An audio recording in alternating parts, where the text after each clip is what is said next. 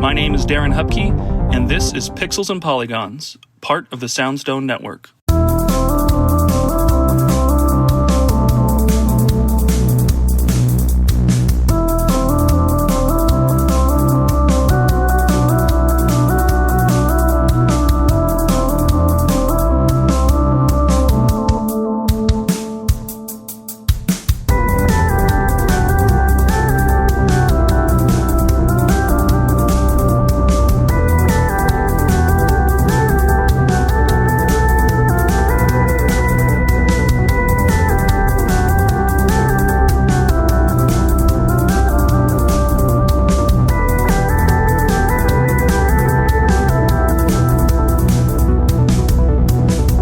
Welcome to a new episode of Pixels and Polygons. I am Darren Hupke, the host of the show. If you are a returning listener, thank you so much for coming back and checking out another episode. Hopefully this is another entertaining one for you, and I appreciate you for coming back week after week. If you are new, it's a simple pitch. I sit down with a guest each week and I ask them a video game related prompt or question, and we talk about it. It's 20 to 40 minutes or so each episode. This can stem from topics like what's a underappreciated or below average game you love that doesn't get enough attention, or what is your history with video games? When did you start playing and when did you fall in love with them? Or why do you play the games that you play? It could be a lot of different things. The conversations can go in a lot of different directions, but the point is just to have a great and thoughtful conversation that maybe sparks your own ideas or your own interests as a listener to think about your own responses, and hopefully just have some fun along the way. If you like what you hear and you want to support the show, I've got a few different ways you can do that. I have links in the show notes below to everything that I do, and I'll highlight one of those in particular. Pixels and Polygons Quarterly is, as you guessed it, a quarterly magazine about retro video games. It evolved from my retro gamezine project. Instead of covering a single game in a month, it is now a quarterly release where I cover a few different games in each issue. There's an overarching theme with every issue, and I'll have an original essay that ties all of the games together. But in addition to that, you'll have individual game histories and development details, personal experiences from all the different writing contributors, scans of magazines, manuals, artwork, even of the era, like reviews, a lot of details and artifacts if you are a fan of those games or a fan of the games in that era. The goal is to highlight and cover games that maybe aren't the AAA top 10 of all time type games, but games that deserve some attention and maybe forgotten and maybe a whole new generation should discover and enjoy. So hopefully you enjoy what you read. Quarterly release, you can find them on pixelsandpolygons.net in a physical format, or you can find them over on my Patreon in my digital store. A few different options for you, so check those out. Links in the show notes below. With that out of the way, we can start the episode right after an ad from one of our Soundstone Network partners.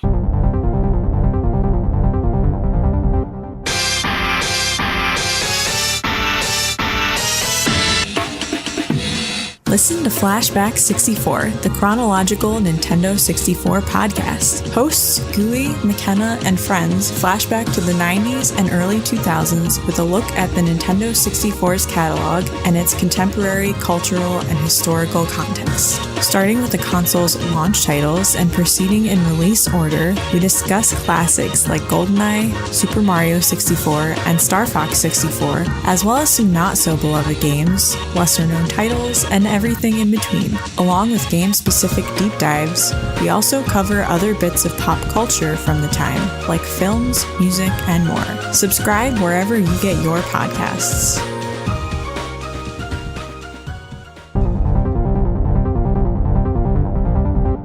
What's the start? Oh, yeah. Welcome to this. I got to say the name of the show. That's the start. Welcome to Pixels and Polygons, a conversational podcast about video games. I am Darren Hupke, and this week I'm joined by a returning guest, friend of the show. Oh, man. Like, I was confident in my preamble that I would think of another adjective for you beyond that. And hey, you know what? I got to it and I realized it wasn't going to come out again. Andre from Fine Time again, friend of the show.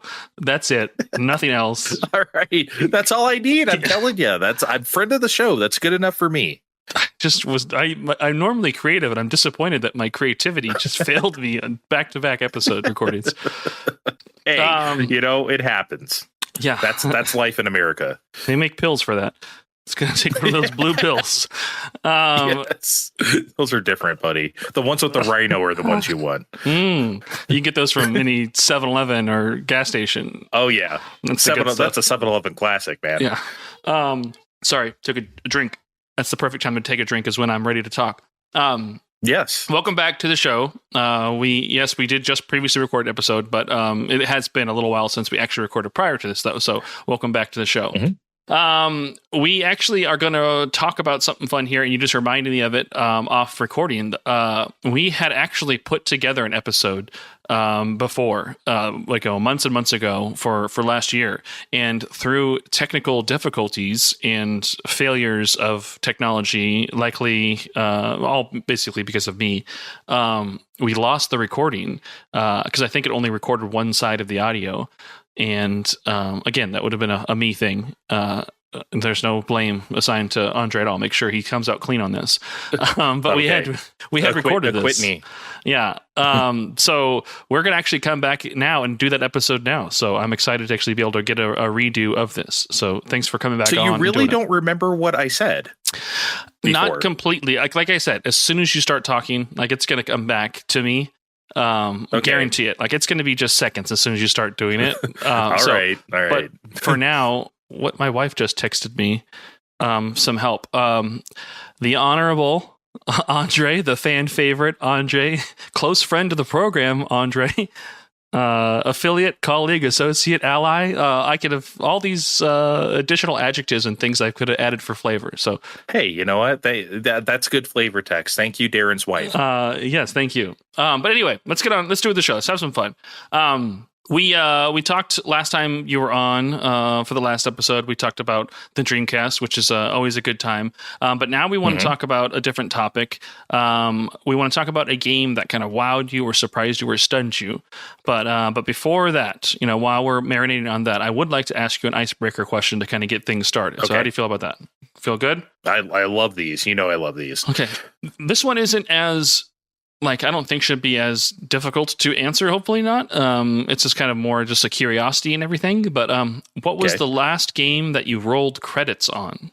So I don't want to unfairly put the onus on it doesn't count that you have to beat a game for it to count, and if you didn't actually finish it, you're not a real gamer. This isn't anything like that at all. But it isn't often there's a lot of games I can play a lot of, but not necessarily finish. But I still feel content and fulfilled, entertained by it, and I'm good with that. But when a 100%. Game actually carries me through to the end credits, that's always that's a good special feeling and everything. But yeah, what was that? What was the last game that you rolled credits on yourself? That would be Metroid Prime 4. That was the last game I beat. I'm trying to think if there's any small indie thing I played in between then and now that I haven't beat. Right now I'm working on Hyrule Warriors Age of Imprisonment, which I should probably beat tonight as of this recording. But it's got to be Metroid Prime 4. Okay. Did you enjoy it? I mean, was that worth it for you? Yes, I did up to a point, and then I enjoyed it somewhat less, but I still really enjoyed. I'd give the entire experience an A-, but it could have been an A+++++, because it was up for 70% of the game. Then it hits something where I'm I don't really like the rest as much, but it's still a very, very good game. Obviously worth the wait.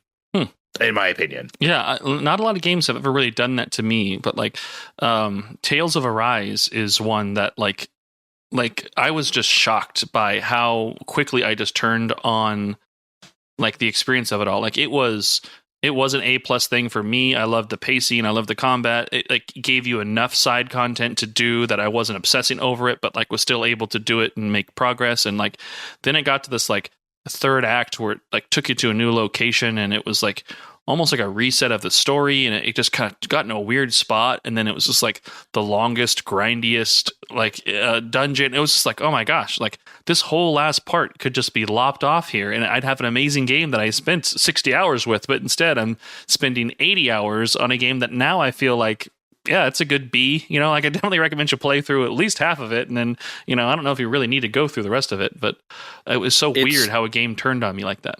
It's an unfortunate side effect, or affliction, shall we say, of Tales games where they just end up being 10 to 15 hours too long sometimes. Not every single one does, but too many of them do. I definitely felt this way about Tales of Vesperia. That was like a 55 hour game. It should have been like 40. They could have cut it off at one point, but it kept going. And I'm like, okay, it sounds like Tales of Arise is the same way. And I've played at least a couple other Tales games where this is the case. They tend to do that sometimes. I don't know why that always happens to that series, like a lot. Yeah. As a kid, though, Tales of Destiny, I remember playing through, and I played through what I thought was the last dungeon, and I thought we were done with the game. And then, like, after the credits, like, you wake up in the main character's, like, hometown, and I'm like, oh, I've control of the character right now. Oh, this is interesting. And then I realized, like, no, that was just some like act break, and there was more to the game. And, you know, one of the party members was revealed to be like now a villain type of thing, you know? And so I was like, oh my gosh, I have like a whole second game now, like value, like this is amazing. I loved that as a kid, but I think as an adult, it's like the rug being pulled out from under me. Like I'm ready to move on to the next thing, because there's more games than I have time for. And if you're going to like, you know, break me on that, like, no, like just give me enough, not too much. I think that's why we need to like, I love long JRPGs, don't get me wrong. I love my 100-hour Dragon Quest and Octopath Traveler. I'm not saying we should ever get rid of those because I love them. However, I do think there should be room for shorter RPGs like that. Like I the last time I was on with you, I talked about Grandia 2 because we were talking about Dreamcast. That's a 35-hour game max. And back then that was short. And it was perfect. It is a pitch perfect experience because of it. You know, it says it does more in 35 hours that a lot of games with double the length, like Skies of Arcadia, don't do. So it's just sometimes it's just good to just pack it in, you know, like the original Mario and Luigi is what, like 20 hours, you know? So I think we could use more games like that in that space. Yeah, for sure. I would definitely. I mean, even if you wanted to like give the player like a break, and I don't want to say like episodic, but I mean like if you had like chapter breaks and all that stuff, like let the game be, hey, here's a $20 game, here's 20 hours, and you can keep your character and roll your save into like the next chunk of it, and like space that out so I don't have to play all 80 hours in one lump or come and go to it myself, but I can play it, roll the credits, or see the end, or like kind of feel content and complete of that, and be able to play other games, and then come back when that new one is like out, that new episode is out, and experience it that way. You know, like it just seems like that would be another alternative to it. And doing episodic stuff like that also would allow them to like tie it up with a bow in ways that they could not if it was like one continuous game. I think that would be really interesting idea. So I think there was an episodic game RPG. I think it was on the Dreamcast. I don't think it ever came out here. No, Eldorado. Yeah. Capcom, and didn't like Amano do the artwork for it or something like that? It was. Yeah, there was like what 5 or 6 of them or something. I don't remember how many, but like that was like a thing. But it may have played out exactly how we just said. You know, I've thought about that series sometimes. Like, you know, I know I would never say I'm fluent in reading Japanese at this point, but I can read enough to get around a fair amount of games these days. Maybe that's something I should try when I level up my Japanese just a bit more. I don't have the balls to try like a full ass RPG. You know what I mean? But I don't know. Maybe I'll get there someday. Yeah, that was my dream as a kid, was like learning to speak Japanese, to import everything. And when I got to high school, my high school offered Japanese, and I was like, oh my gosh, I'm going to take that. I don't need Spanish. Why will I ever need Spanish in my life? I live in the West Coast. Like Spanish is like, there's no need for this. Give me Japanese. Yeah, nobody speaks that here. and yeah, what a dumb choice. But I loved Japanese 1 and 2, but obviously a language you're not going to learn by sitting in a 45-minute class, you know, a day, you know, for just 2 years, you know, like that's not enough time. So I remember like certain phrases and like, you know, how to count and whatnot. And, but like my dream was to like, you know, learn it enough so I could just start importing games and play Final Fantasies, you know, months to a year in advance of all my friends, and be like, oh yeah, you're going to like it at this point when this happens. And like, I've just been able to experience it all. You'll be the asshole now and be like, yeah, I have it. Yeah. I can read it. You can't, suckers. And I'll just tell you everything that happens. Wakaimasu ka? No. Yeah, wakaimasen. No, I don't understand. Okay. All right, well, let's get into it. My daughter's going to run in the background and pretend like we can't see her, but it's not how cameras work. But like she was literally in the corner of my eye, like trying to duck, and as if she was going to be out of the field of vision, but that's not how that works. In a flash. But yeah, we talked about it at the top. We want to talk about a game that kind of wowed you. Like, what was a game that surprised or stunned you? So I'd love to know, what were the moments that really kind of hit you there, and how else has games like that impacted you beyond their just flash entertainment value and whatnot? But yeah, what is that game that has wowed you, or that wow moment you've had in a game? And as you say this, I'm sure I'm going to be hit with that spark of remembering exactly what it was. But let's hear it. Okay, well, you might. So I'm basically, the whole game is wow to me, but I'm definitely going to boil this down to like a particular moment. So, as we all know, there are a great number, as we just talked about, actually, of Super Famicom RPGs that never came over here for various reasons or another, right? And to me, the most famous, or infamous, if you want to think about it that way, is the sequel to Secret of Mana. The Japanese name, of course, being Seiken Densetsu 3. This game and its remake would finally make it over here as Trials of Mana. Some years ago in 2019 via Collection of Mana, and then 2020 as the remake.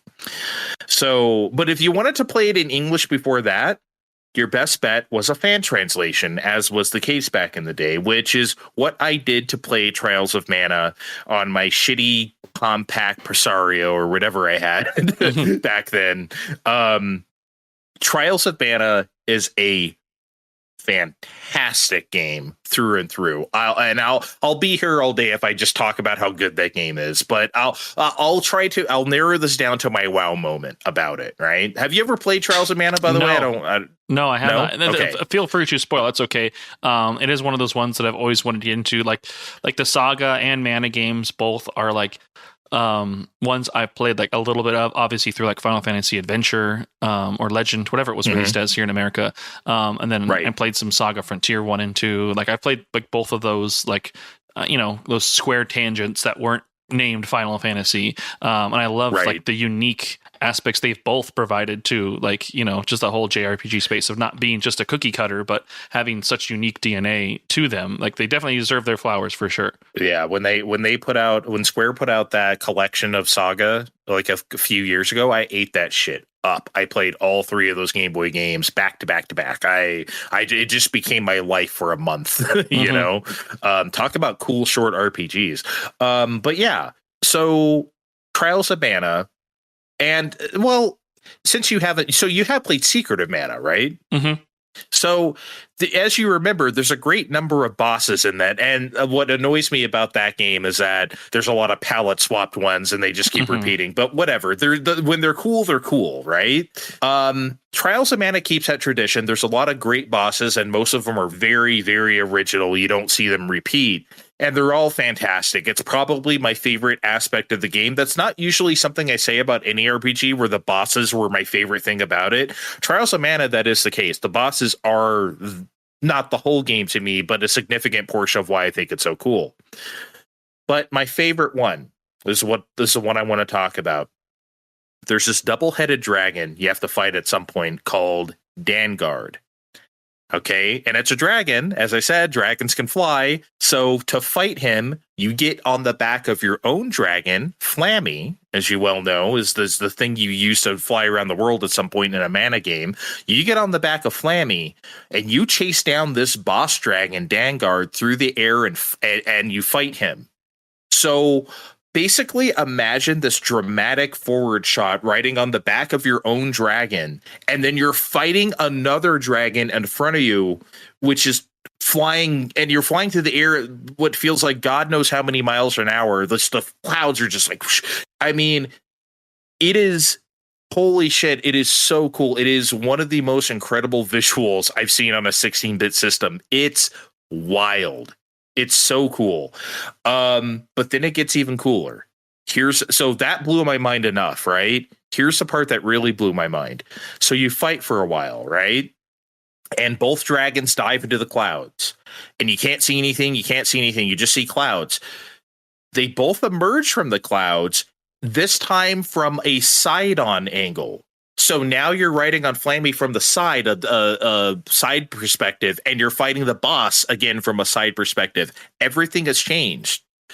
And I know, like, people who, I don't know, maybe didn't grow up in this era might think like, oh, what's the big deal about that?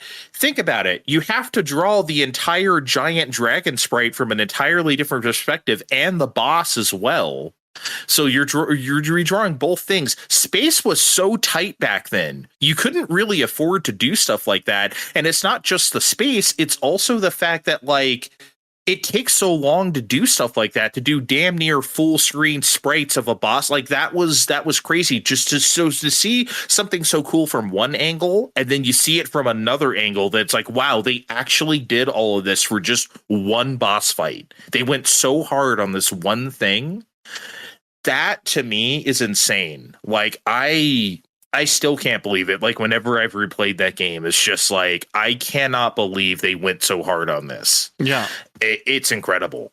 Yeah. I mean, obviously like that's the imagination of playing a game like this, those 16-bit era games. Like your imagination is a part of what's kind of like expanding upon like the visuals, like their placeholders, their character sprites and things like that. And like you're imagining more of like what the box art characters or the character art and the instruction manuals, like these are the things that are like in your head that you're kind of seeing in these adventures and everything. And so like when games started to get bold and be cinematic, like, I mean, Square, I think, was the one who was like the most cutting edge at that, was like even in that 16-bit space, like seeing how they can create more of these cinematic, like visual storytelling and not leave it just up to like placeholders or text or like the player's imagination, through like stilted animations or anything. Like they knew the power of displaying it like that way in a very cinematic way. And so like that, the resources needed, like the gameplay system of the battle system, all stuff is all one thing,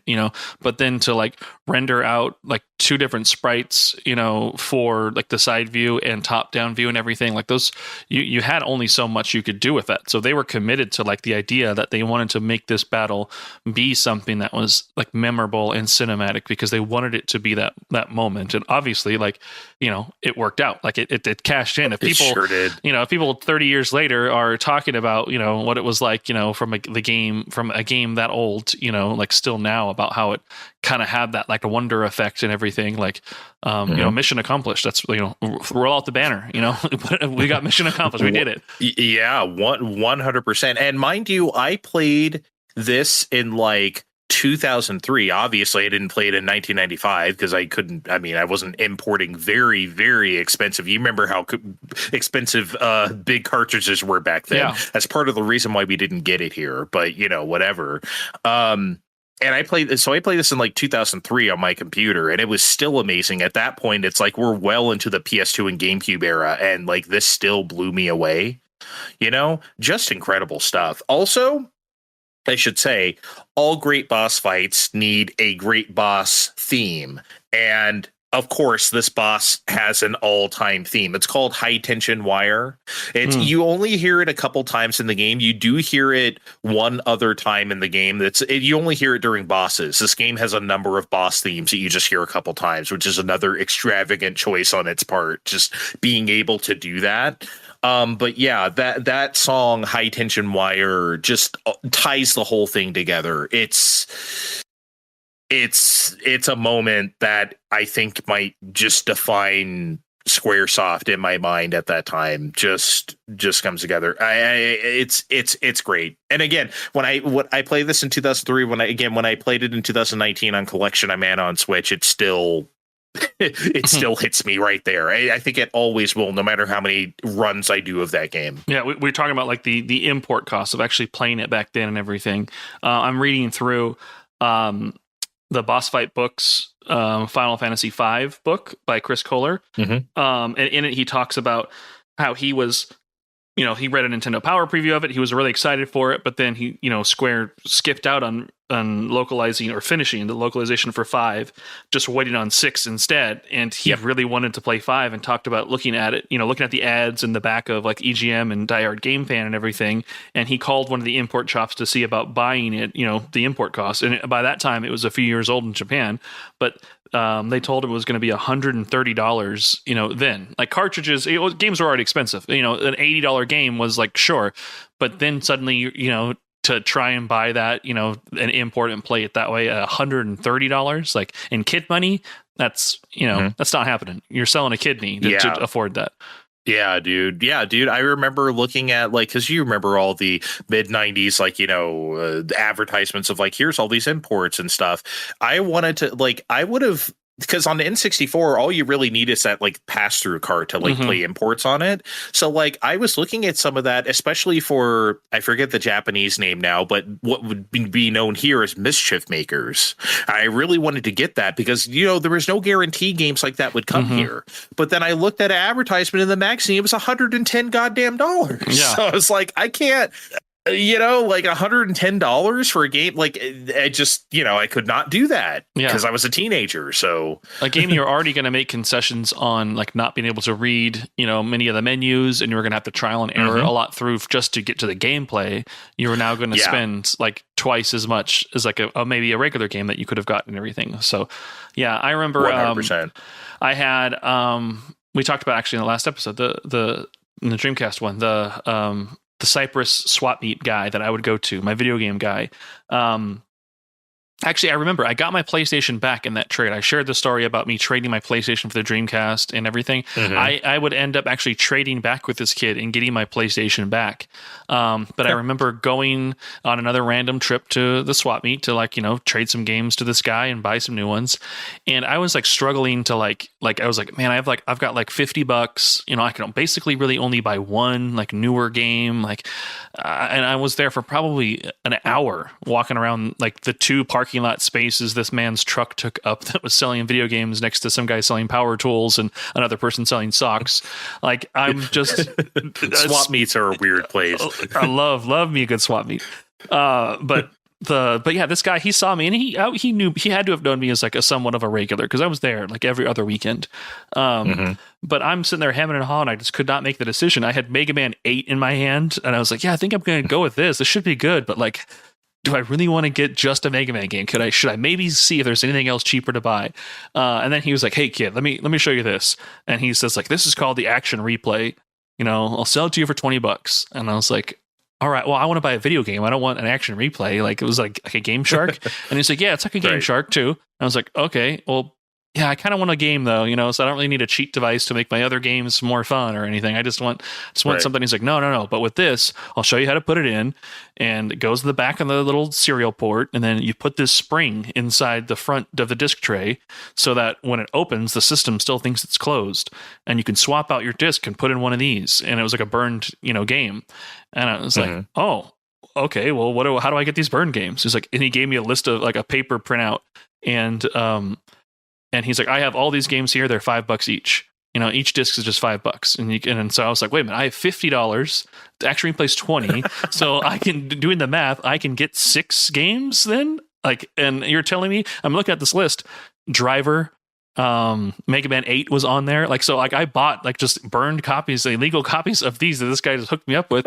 But on the list was Dragon Ball Z Ultimate Battle 22. And I was like, oh man, import games, these import games, this is going to be the best game ever. And that was the first game I played as soon as I got home. And immediately was like, well, you know what? That was only $5. Okay, not a bad. That's okay. I can completely throw this away. I only wasted $5 on that. I got other games I can play and enjoy. And did you literally throw it away? Did you toss it? I didn't. I did actually still keep it, but I never played it again. It was just it was just not an entertaining game. And no, that is not a game. And I loved Dragon Ball at that time. In the 90s, it was still kind of, I don't want to say underground, but not as well known as it is now. For sure, yeah. Yeah, I couldn't abide by that shit. That game was. Oof. Yeah, no, we talked about the last one too, about the Sailor Moon reruns and everything.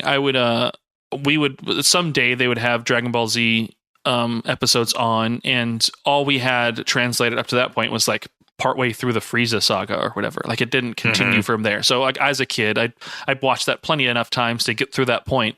I feel like the Dragon Ball Z explosion happened when like Toonami picked it up and they continued the translation, and there was like, quote unquote like new episodes for us. Like that's when things went real crazy and real ham and all that stuff. But yeah, I was that's when shit went wild. Yeah, you can go to get those giant button up Dragon Ball Z full print shirts and everything, and like hell yeah, man. I miss that era. I was at a fork in a road in my life at that point because I had played games like Tony Hawk and all that stuff, so I was discovering like punk music and things like that. But I was getting ready to start my freshman year of high school, and so I went to a Miller's Outpost, I think is what it was. Yeah, and they had all the Dragon Ball Z shirts up, and I'm like, all right, this is going to be me. I'm going to get some here, and then like I bought one. And like for the first like 2 or 3 months of like the school year, like, like that was it. But then like more of like the punk music and like wanting to like explore this other stuff was in there. And then I went to like my first concert and everything. And then suddenly it was like, all right, my old wardrobe's gone. Now it's going to be just band t-shirts and everything. But like I made a conscious choice of like, I'm going to have to retire this shirt. I can't be the Dragon Ball kid anymore. I'm going to be this cool kid now who likes music and everything. You must switch. And I remember just like selling out and like, like just like burying a part of my identity of like, you can't be that Dragon Ball kid anymore, like you can't be both these kids, Darren. You got to make a choice. And I picked the other lane. God forbid. There's a version of me who could have leaned into it, Once a Dragon Ball kid, always a Dragon Ball kid. Yeah. The Dragon Ball never leaves you. Yeah. Now you know better. Yes. Now, truly discovering what punk means about, not having to like worry about, the judgment of others, just being yourself and being true to yourself. Like it took the awkward phase of like actually trying to wear the punk, like quote unquote uniform of like the band shirt and patches and everything, and realizing like, wait a minute, we're all just doing this. Like the more punk thing would be to just wear whatever the hell I want to wear, and everything. Really, the most punk thing would have been to continue wearing the Dragon Ball shirts and still like being able to like be that. So it would come around later on that yes, I can still like all the things I want to like, and doesn't make me less cool, quote unquote. But it ain't about that anyway. But yeah, Dragon Ball for life. No. Import games was the tangent I got on from there. That's how I got all the way down here. But it's all good. No, that's great. I love hearing that stuff. I said all I needed to say about Trials of Mana. So yeah, you should definitely play. I think the original holds up beautifully. The remake is also very good. It's obviously a completely different thing because it's in 3D. And that's maybe the only thing I'll say bad about the remake. Some of the bosses don't hit the same because of the 3D nature of it, and the battle system is completely different. So that moment on Trials of Mana 2020, not quite the same. It's still cool, don't get me wrong, but on the original SNES game, smokes. That's what I was just about to actually ask you. Like, did you get to see this in the remake? Was this fight just as interesting in there? But okay, you answered it then. All right. Yeah, no, it's cool, but not like this. But a lot of boss fights feel that way. Again, that's just the nature of things, because if you're remaking a 2D game into 3D and you're trying to keep the designs the same, it's not going to feel the same. It can't be the same by nature. So, but yeah, it's cool in its own way. And the Trials of Mana remake has a lot of other things going for it that is its own brand of cool. So it's one of those things where it's tough because like people say, should I play the original or play the remake? They're so different. It's worth playing both. I know that's not the answer people want to hear in this age where we don't, trying to manage our time better, but it's just true. Both of them are just so different. Fun. Well, yeah, one day I need to get to it. I think buying that collection would be the smart thing to do. Yeah. Just because those are like evergreen things I can come back to in between, and the length of those games is never too crazy as well. They also didn't overdo it really with, from what I remember of playing through them, with like Secret of Mana and everything. So, I'll have to check those out. But okay, well then, yeah, we did the thing again. We answered the question. That was that wow moment we had for it. So anything else you would like to plug? We talked about it on the last episode we recorded, but I'll put the show notes, the links to everything in the show notes below for you for Fine Time for Neo Geo Go, which at the time people are listening to this should be live and available for at least a couple episodes in your podcast feed. But yeah, anything else you want to plug, say, or share before we sign off? I'm in this cool zine from Pixels and Polygons. You ever hear of that? I'm not so sure. Oh yeah, I can do 2 self plugs then for that. Yeah, because you around the time of this episode's coming out, I'm sure it'll be out around where are we in? We're in end of January. Yeah, this will be out March-ish, April-ish. Okay, depending on my release schedule, probably March-ish. The 32-bit library, the greatest hits volume 1 will be out. You wrote up Street Fighter Alpha 3 in that book. So you have got some writing in that book. So if you like old PlayStation games, that is like my series of books where like the nice giant visuals, tons of screenshots, but like write-ups and retrospectives for a bunch of different games. That is 50 games that were re-released in the greatest hits format. So like best-selling games doesn't necessarily mean best quantity or quality games, but they were best-selling games. But you were in that, Andre. And then the new Pixels and Polygons Quarterly, which will also be out around the same time. The Q1 issue, you wrote up a little personal story and your history with Winback and everything. And so the Omega Force of Nintendo 64 Classic. So you've got an article in that as well. So two writing entries from Andre and 2 different creative projects of mine that you can find. Hopefully you had fun doing those. I loved it. Thanks for letting me do those. I really enjoy just having me. I mean, I'm sure you've listened to Fine Time. I can talk, right? So like, and if I'm doing a solo show, I write stuff that is like thousands of words because I like to script it. So writing stuff for a zine, it's like, oh wait, I got like 800 words here or something. Okay, I love that challenge of it, So it's fun. That's fun, yeah. And you also have you got blurbs in the SNES map books from Retro Game Books as well. So if you do want to collect everything Andre's done in printed form, go out and seek out Retro Game Books and the SNES map stuff.